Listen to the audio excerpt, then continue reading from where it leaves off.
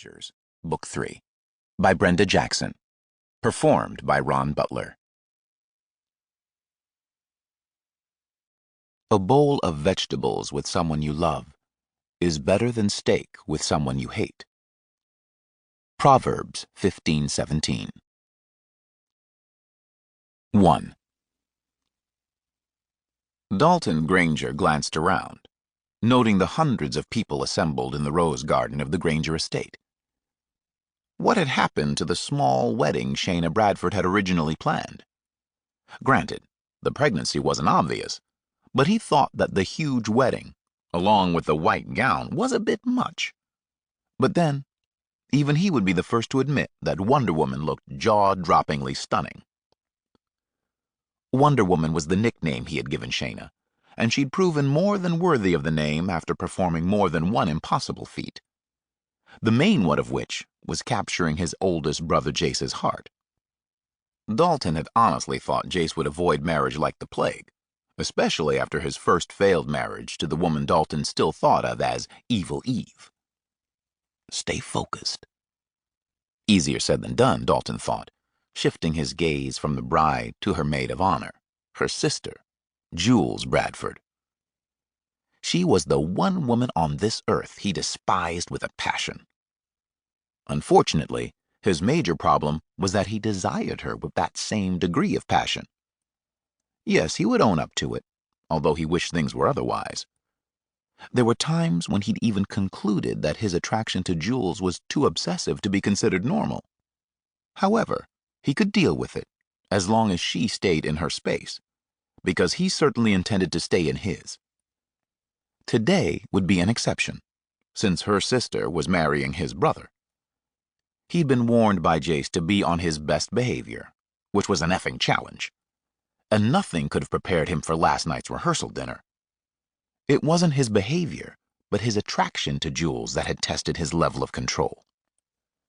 She'd shown up wearing a pair of skin-tight black leggings and a long-sleeved white dress shirt with tails fanning across her shapely hips, thighs, and curvaceous backside.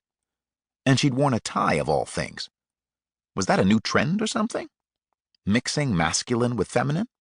Business with casual? You had to have balls to make such a bold fashion statement. But the one thing he'd discovered about Jules was that she thought nothing of pushing the damned envelope to do whatever she pleased. However, he would admit, even grudgingly, that when she'd worn what he considered outlandish attire, she'd managed to look totally feminine and sexy as hell. A frown curved Dalton's lips. He needed to get a grip. The last thing he wanted was to think about how Jules looked last night. But then, today wasn't much better, with her hair pulled up tight in a bun with a few curls left to frame her face. She had skin that looked soft and flawless, and her eyes were a dark chocolate. Then there were those beautiful high cheekbones and lips that looked enticingly kissable and were painted a beautiful shade of red. It was damn torture standing here and looking at her when he should be paying attention, listening to whatever asinine wedding vows Jace was making to Shayna. It was a known fact that Dalton didn't believe in that forever after, until death do us part BS.